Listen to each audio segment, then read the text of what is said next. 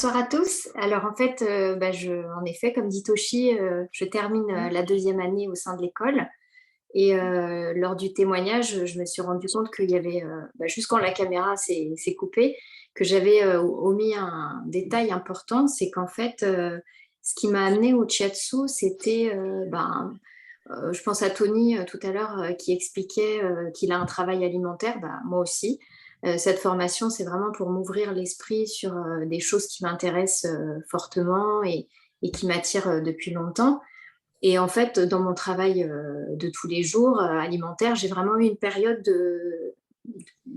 comment dire, de quête de sens, parce que je voyais pas de sens à ce que je faisais au quotidien et ça m'a presque menée à un burn-out. Par chance, mon médecin m'a rattrapée à temps parce qu'il me connaît bien et il m'a arrêté quelques semaines pour voilà, que je prenne du recul.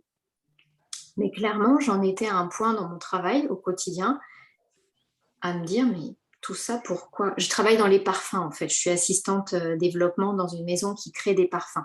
Donc, je travaille, c'est pas inintéressant, hein, je travaille avec des parfumeurs au quotidien, avec des évaluateurs qui font travailler les parfumeurs.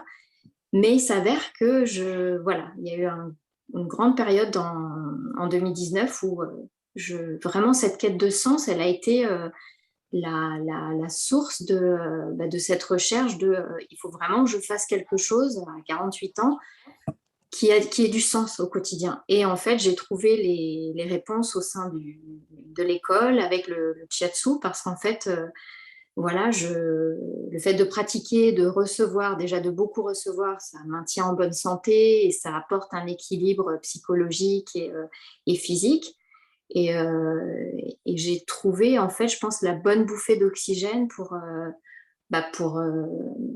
continuer d'avancer et me sentir pleinement utile aux autres.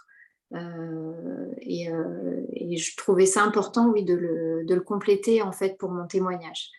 Voilà, ce sentiment d'avoir enfin trouvé l'utilité, en fait, voilà, de faire quelque chose qui ait du sens dans ma vie.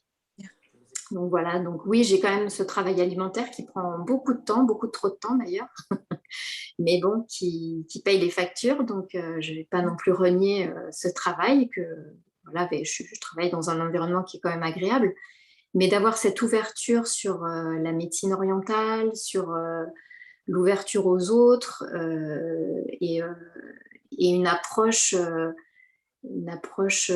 la médecine autre que celle qu'on a l'habitude de nous transmettre depuis qu'on est tout petit, quand on vit en France, par exemple.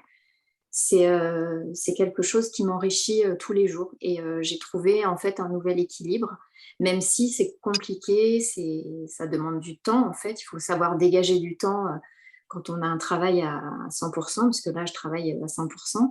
L'idée l'année prochaine, c'est ce que j'expliquais à Toshi, c'est que j'aimerais passer à 80%, parce qu'il va falloir vraiment que je dédie une journée si je veux vraiment mener à bien ma formation.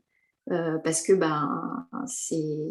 c'est compliqué de trouver le temps nécessaire pour et travailler les cours, la théorie et donner des shiatsu pour pratiquer le plus possible pour arriver à l'examen du SPS prête et armée pour valider le diplôme. Donc, ça demande une certaine gymnastique, mais voilà, je pense que quand on veut, on peut. Donc, et je pense que quand on est accompagné par le shiatsu tout au long de l'année, on est en bonne santé, on a de l'énergie, même s'il peut y avoir des baisses d'énergie, notamment pour moi en hiver. Euh, En tout cas, je suis encore là, fin de deuxième année, et je m'accroche.